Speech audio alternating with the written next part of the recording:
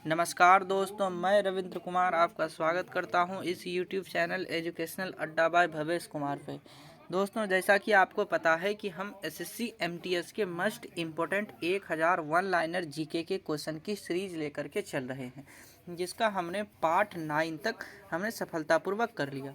दोस्तों, उस वीडियो की सीरीज कंटिन्यू चल ही रही है, लेकिन आज हम थोड़ा हटके क्वेश्चन लाए हैं जो कि 200 सामान्य ज्ञान के प्रश्न हैं। और ये जो प्रश्न है दोस्तों, ये भी काफ़ी सारे एग्ज़ाम में पूछे जाते हैं। आने वाले एग्ज़ाम एसएससी जीडी और एसएससी एमटीएस जो हो रहे हैं तथा ग्रुप डी को ध्यान में रखते हुए इसे तैयार किया गया है। दोस्तों, यदि आपको इस क्वेश्चन का पीडीएफ भी चाहिए तो आप हमारे टेलीग्राम चैनल एजुकेशनल अड्डा बाय भवेश कुमार पर जाके सर्च करें और उस पर ज्वाइन हो जाएं, और वहां पर आप हाय और पीडीएफ लिख कर भेजें, हम वहां पे पीडीएफ डाल दिया जाएगा। क्वेश्चन नंबर नेक्स्ट, पृथ्वी का एकमात्र उपग्रह क्या है? दोस्तों, आते हैं क्वेश्चन पर कि पृथ्वी का एकमात्र उपग्रह क्या है। तो सबको पता है दोस्तों, ये पृथ्वी का एकमात्र उपग्रह जो है उसका नाम है चंद्रमा। पृथ्वी का एकमात्र उपग्रह कौन सा है दोस्तों? तो चंद्रमा है। गांधी फिल्म में गांधी की भूमिका किसने निभाई? गांधी फिल्म में गांधी की भूमिका किसने निभाई? तो बेन किंग्सले। गांधी फिल्म में गांधी की भूमिका किसने निभाई? तो बेन किंग्सले। शिक्षक दिवस कब मनाया जाता है? दोस्तों, ये क्वेश्चन आपको भी पता है कि शिक्षक दिवस कब मनाया जाता है? तो 5 दिसंबर। शिक्षक दिवस कब मनाया जाता है? 5 दिसंबर। दोस्तों, आपको हमारा एक क्वेश्चन का जवाब कमेंट बॉक्स में देना है कि विश्व शिक्षक दिवस कब मनाया जाता है। विश्व शिक्षक दिवस विश्व शिक्षक दिवस कब मनाया जाता है? दोस्तों, आपको हमारे कमेंट बॉक्स में इस सवाल का जवाब देना है। क्वेश्चन नंबर 4 क्वेश्चन नंबर 4 को दोस्तों ध्यान से देखेंगे कि जापान पर परमाणु बम कब गिराया गया था? जापान पर परमाणु बम कब गिराया गया था? तो आंसर हो जाएगा 1945। दोस्तों, आपको इस सवाल का एक और जवाब हमारे कमेंट बॉक्स में ज़रूर दें यदि आपको पता हो कि जापान पर जो परमाणु बम गिराया था वो किसने गिराया। जापान पे तो परमाणु बम गिराया कब? 1945 में। लेकिन किसने गिराया, ये आपको हमारे कमेंट बॉक्स में जवाब देनी है। क्वेश्चन नंबर 5, भाखड़ा नांगल बांध किस नदी पर है? भाखड़ा नांगल बांध किस नदी पर है? तो सतलज नदी पर। भाखड़ा नांगल बांध किस नदी पर है? तो सतलज नदी पर। क्वेश्चन नंबर नेक्स्ट, भारत का राष्ट्रीय पुष्प क्या है? पुष्प मतलब फूल दोस्तों। पुष्प मतलब जो फूल होता है उसे हम पुष्प कहते हैं। तो भारत का राष्ट्रीय पुष्प क्या है? कमल। भारत का राष्ट्रीय पुष्प है कमल। धनराज पिल्ले किस खेल से संबंधित है? तो हॉकी। धनराज पिल्ले किस खेल से संबंधित है? हॉकी। क्वेश्चन नंबर नेक्स्ट, संयुक्त राष्ट्र यूएनओ की सुरक्षा परिषद में कितने अस्थायी सदस्य होते हैं? तो 5। संयुक्त राष्ट्र के सुरक्षा परिषद में कितने अस्थायी सदस्य होते हैं? 5। दोस्तों, टोटल कितने सदस्य होते हैं? दोस्तों, जैसा कि आपको पता है, क्वेश्चन क्या है कि संयुक्त राष्ट्र संघ यूएनओ के सुरक्षा परिषद में कितने अस्थायी सदस्य हैं? तो इसका आंसर हो जाएगा 5 अस्थायी सदस्य। दोस्तों, एक और क्वेश्चन का आपको जवाब देना है जो इससे ही रिलेटेड क्वेश्चन है कि संयुक्त राष्ट्र संघ में कितने सदस्य होते हैं। यदि आपको आंसर नहीं पता हो तो आप हमारे यूट्यूब चैनल के कमेंट बॉक्स में, इस वीडियो के कमेंट बॉक्स में हमें बताएं और हम इसका आंसर आपको पब्लिक करवा देंगे। क्वेश्चन नंबर नेक्स्ट ध्यान देंगे दोस्तों, 9 नंबर, कौन सा सिंधु सभ्यता का स्थान अब पाकिस्तान में है? तो कौन सा सिंधु सभ्यता का स्थान पाकिस्तान में है दोस्तों? हड़प्पा। हड़प्पा अब कहाँ पड़ता है? तो पाकिस्तान में, जो पहले भारत का ही हिस्सा था। चौथ नामक कर किसके द्वारा लगाया जाता है? मराठों द्वारा लगाया गया था। चौथ नामक कर किसके द्वारा लगाया गया था? तो मराठों द्वारा। मुगल बादशाह का सही कर्म। दोस्तों, मुगल बादशाह का जो कर्म है कि कई टाइम एग्जाम में पूछा जाता है और ये इसी को ध्यान में रखते हुए इसे इसमें ऐड भी किया गया है। तो मुगल बादशाहों का सही कर्म क्या है दोस्तों? तो मुगल वंश की स्थापना किसने की? बाबर। मुगल वंश की स्थापना किसने की? तो बाबर, यानी बी।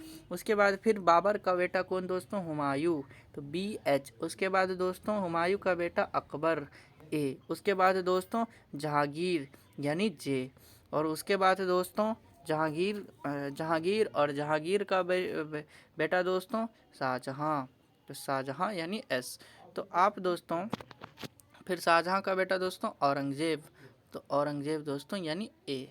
अब दोस्तों आप इसे याद कैसे कर सकते हैं? तो BHAJSA, यानी यानी दोस्तों ये क्या हो गया, भा भाजसा। भाजसा का ट्रिक से दोस्तों आप इसे याद कर सकते हैं। बी यानी बाबर, एच यानी हुमायूं, ए यानी अकबर, जे यानी जहांगीर, एस मतलब शाहजहां और ए मतलब औरंगजेब। आप इसे याद कर लें और ये काफ़ी ही ज़्यादा पूछा जाता है। भूदान आंदोलन किसने शुरू किया, तो विनोबा भावे ने। भूदान आंदोलन किसने शुरू किया, विनोबा भावे ने। भारत में अंग्रेजी शिक्षा किसने शुरू की थी, तो लॉर्ड मैकाले। भारत में अंग्रेजी शिक्षा किसने शुरू की थी, तो लॉर्ड मैकाले। दोस्तों जब भारत में अंग्रेजी शिक्षा की शुरुआत की गई तब इसका जोरदार विरोध भी हुआ था और महात्मा गांधी ने किया था, लेकिन विरोध के बावजूद लॉर्ड मैकाले, क्योंकि दोस्तों तभी अंग्रेजों का ही शासनकाल चल रहा था जिसके कारण अंग्रेजी शिक्षा की मान्यता मिल गई। तो भारत में अंग्रेजी शिक्षा किसने शुरू की, लॉर्ड मैकाले ने। क्वेश्चन नंबर नेक्स्ट को दोस्तों ध्यान देंगे। फ्लाइंग सिख के नाम से कौन जाने जाते हैं, तो मिल्खा सिंह। फ्लाइंग सिख के नाम से कौन जाने जाते हैं, Milkha Singh. Question number next, नींबू और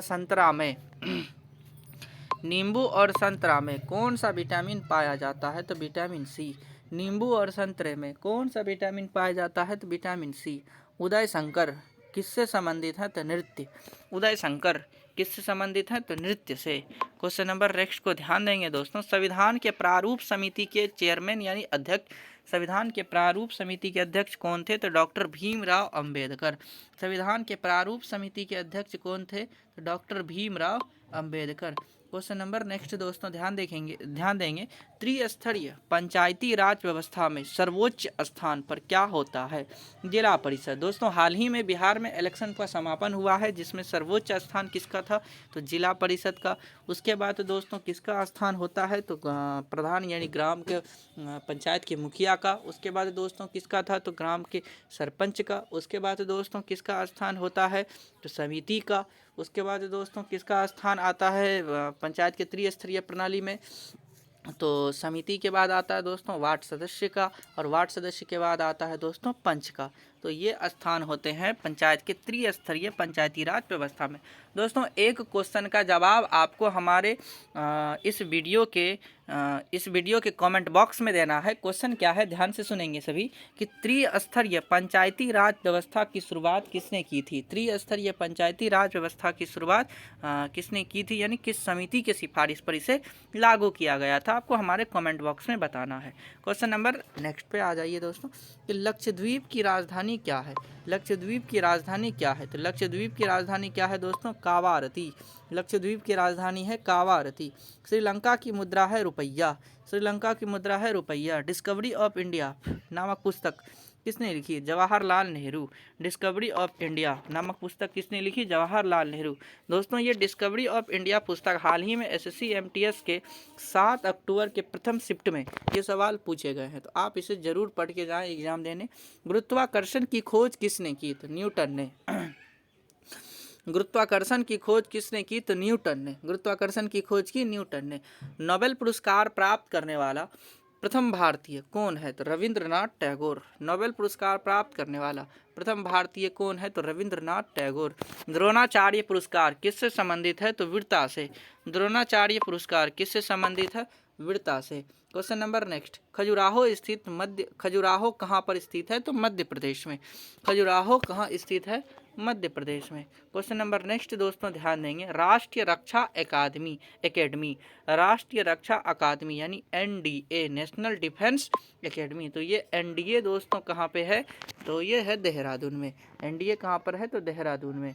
question number next, Ramakrishna Mission की स्थापना किसने की, तो स्वामी विवेकानंद। रामकृष्ण मिशन की स्थापना किसने की, स्वामी विवेकानंद। भारतीय मानक समय आधारित है 80 डिग्री और 30 मिनट पूर्वी देशांतर पर। 80 डिग्री 30 मिनट पूर्वी देशांतर पर भारतीय मानक समय आधारित है। दोस्तों आपको ये क्वेश्चन यदि नहीं पता हो तो एक और क्वेश्चन इसी से रिलेटेड है कि भारत का मानक समय कहाँ से लिया गया है, तो इलाहाबाद के मिर्ज़ापुर नामक स्थान से। और इसी इलाहाबाद का भी वर्तमान में नाम क्या है दोस्तों, तो प्रयागराज। क्या नाम है दोस्तों, प्रयागराज। ध्यान देंगे दोस्तों। क्वेश्चन नंबर नेक्स्ट क्या है दोस्तों, क्वेश्चन नंबर नेक्स्ट है कि कौन सा राज्य भारत के सबसे पूर्वी भाग में है। कौन सा राज्य भारत के सबसे पूर्वी भाग में, तो भारत के सबसे पूर्वी भाग में दोस्तों कौन सा राज्य पड़ता है, अरुणाचल प्रदेश। कौन सा भाग भारत के पूर्वी राज्य में है? अरुणाचल प्रदेश। दोस्तों इस बात का ध्यान रखेंगे कि अरुणाचल प्रदेश में सबसे पहले सूर्योदय होता है। इस क्वेश्चन को भी आप याद रखेंगे। क्वेश्चन नंबर 30, कौन सा देश नाथुला दर्रा के पार है? तो चीन। कौन सा देश नाथुला दर्रा के पार है? चीन। पृथ्वी पर नजदीक वायुमंडल की सबसे निचली परत कौन सी है? क्षोभ मंडल। पृथ्वी पर नजदीक वायुमंडल की सबसे निचली परत कौन सी है? तो क्षोभ मंडल। क्वेश्चन नंबर नेक्स्ट, भारतीय सेना में विजयंत नाम किसका है? तो एक टैंक का है। भारतीय सेना में विजयंत नाम किसका है? तो एक टैंक का है। क्वेश्चन नंबर 33, चीनी यात्री फाहियान किसके काल में भारत आया? चीनी यात्री फाहियान किसके काल में भारत आया था? तो विक्रमादित्य के काल में दोस्तों आया था, भारत आया था। क्वेश्चन नंबर नेक्स्ट, प्रख्यात सीने कलाकार पृथ्वीराज कपूर और राज कपूर में क्या संबंध है? तो इन दोनों में दोस्तों क्या संबंध है? तो इन दोनों में बाप और बेटे का संबंध है, यानी पृथ्वीराज कपूर बाप हैं और उनके बेटे का नाम है Raj Kapoor. Question number next, Bharat का कौन सा राज्य चाय उत्पादन के लिए प्रसिद्ध है? तो असम। असम जो है दोस्तों चाय के लिए काफ़ी ही ज़्यादा प्रसिद्ध है। क्वेश्चन नंबर नेक्स्ट, भारत के किस राज्य में सर्वाधिक चावल होता है? तो भारत के पश्चिम बंगाल में सर्वाधिक चावल की उत्पादन होता है। भारत के किस शहर में जंतर मंतर स्थित है? तो दिल्ली में। भारत के किस शहर में जंतर मंतर स्थित है? तो दिल्ली में। भारत के किस राज्य में दार्जिलिंग है? तो पश्चिम बंगाल में। भारत के किस राज्य में दार्जिलिंग है? पश्चिम बंगाल में। क्वेश्चन नंबर नेक्स्ट, तेलुगु किस राज्य की भाषा है? तो आंध्र प्रदेश। तेलुगु किस राज्य की भाषा है? तो आंध्र प्रदेश। हॉकी के खेल में प्रत्येक टीम में कितने खिलाड़ी होते हैं? तो 11। हॉकी के खेल में प्रत्येक टीम में कितने खिलाड़ी होते हैं? 11। बांग्लादेश की मुद्रा क्या है? तो टका। बांग्लादेश की मुद्रा क्या है दोस्तों? टका। क्वेश्चन नंबर नेक्स्ट ध्यान देंगे, नील नदी के किनारे कौन सी सभ्यता का विकास हुआ था? तो मिस्र की सभ्यता। नील नदी के किनारे कौन सी सभ्यता का विकास हुआ था? मिस्र की सभ्यता। क्वेश्चन नंबर नेक्स्ट को ध्यान देंगे दोस्तों। क्वेश्चन नंबर नेक्स्ट कहता है कि किस स्थान पर महात्मा बुद्ध ने ज्ञान की प्राप्ति किया? किस स्थान पर महात्मा बुद्ध को ज्ञान की प्राप्ति हुआ? तो गया में। गया में दोस्तों महात्मा बुद्ध, यानी जिसके बचपन का नाम सिद्धार्थ था, और जो है इसको किस स्थान पर ज्ञान की प्राप्ति हुई? तो बिहार के गया में। प्रसिद्ध नाटक शकुंतला किसने लिखी? तो महाकवि कालिदास। प्रसिद्ध नाटक शकुंतला किसने लिखी? महाकवि कालिदास। ज्वार सबसे ऊंचा कब होता है? जब सूर्य और चंद्रमा पृथ्वी के एक ही ओर होते हैं। ज्वार सबसे ऊंचा होता है जब सूर्य और चंद्रमा पृथ्वी के एक ही ओर होते हैं। कौन सा राज्य भारत के वृहद प्रायद्वीपीय पठार का भाग नहीं है? तो मध्य प्रदेश भारत के प्रायद्वीपीय पठार का भाग नहीं है। क्वेश्चन नंबर नेक्स्ट, खैबर दर्रा कहाँ स्थित है? अफगानिस्तान और पाकिस्तान के बीच। खैबर दर्रा कहाँ स्थित है? अफगानिस्तान और पाकिस्तान के बीच। कौन सी नदी प्रायद्वीपीय पठार से नहीं निकलती है? तो यमुना। कौन सी नदी प्रायद्वीपीय पठार से नहीं निकलती है? यमुना। कौन सा शहर गंगा के तट पर बसा है? कानपुर। कौन सा शहर गंगा के तट पर बैठा है? कानपुर। दोस्तों गंगा के किनारे जो है कानपुर बसा है, पटना बसा है, भागलपुर बसा है, और भी कई सारे शहर हैं जो गंगा के किनारे ही बसे हैं। भारत एक धर्मनिरपेक्ष देश है, इसका क्या तात्पर्य है? इसका दोस्तों ये अर्थ होता है कि भारत का कोई राज्य स्तर पर धर्म नहीं है। इस भारत में कोई भी धर्म नहीं है, इसमें सभी धर्मों के लोग निवास कर सकते हैं। दोस्तों हमने सफलतापूर्वक 50 क्वेश्चनों को आज हमने किया। यदि आपको इस मस्ट इम्पोर्टेंट जीके के वन लाइनर क्वेश्चन सीरीज में यदि आपको ये सारे क्वेश्चन पसंद आते हैं तो आप हमारे यूट्यूब चैनल एजुकेशनल अड्डा बाय भवेश कुमार को सब्सक्राइब कर दें एवं अपने सभी दोस्तों में शेयर कर दें, एवं ऐसे ही वीडियो के लिए आप हमसे जुड़े रहें। और जैसा कि हमने बताया कि यदि आपको पीडीएफ चाहिए तो आप हमारे टेलीग्राम चैनल एजुकेशनल अड्डा बाय भवेश कुमार पर ज्वाइन हो जाएं और वहां हाई लिखकर भेजें। हम वहां पर आपको पीडीएफ सेंड कर देंगे। दोस्तों ये क्वेश्चन काफ़ी ही ज़्यादा इम्पोर्टेंट है, आप इसे ज़रूर पढ़ें और आने वाले सभी एग्ज़ाम को ध्यान में रखते हुए ये बनाया गया है। तो अब के लिए धन्यवाद, और ऐसे ही क्वेश्चनों के लिए आप हमसे हमेशा जुड़े रहें। हमारे यूट्यूब चैनल का नाम दोस्तों नोट करें, हमारे यूट्यूब चैनल का नाम है एजुकेशनल अड्डा बाय भवेश कुमार। एजुकेशनल अड्डा बाय भवेश कुमार, ध्यान रखेंगे दोस्तों, भवेश कुमार। थैंक्स।